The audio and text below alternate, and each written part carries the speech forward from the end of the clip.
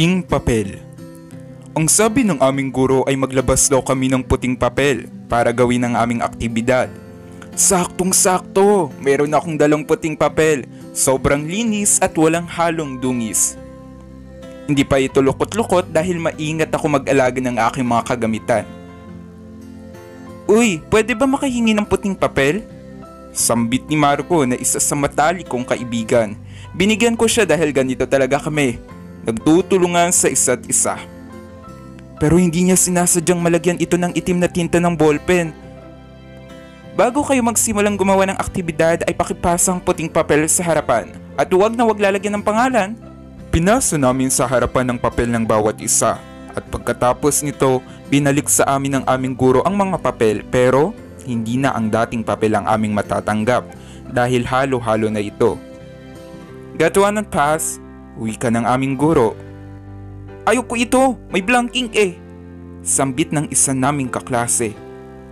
Alam kong puting papel na iyon na may blank ink ay sa kaibigan ko na si Marco.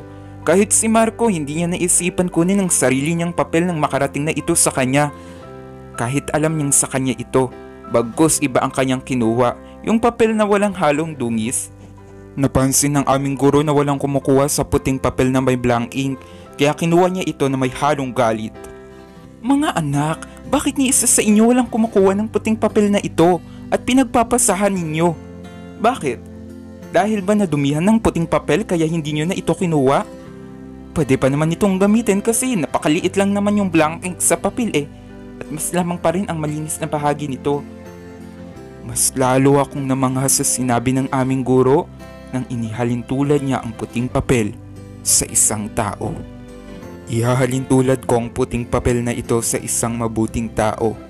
Ang mabuting tao ay ang puting papel na ito. Palagi siya tumutulong, magalang, mabait at higit sa lahat maaasahan. Pero isang araw, gumawa siya ng pagkakamali na hindi niya naman sinasadya. Nakapatay siya ng tao, kaya ang tingin na ng mga nakapaligid sa kanya ay sobrang samang nilalang.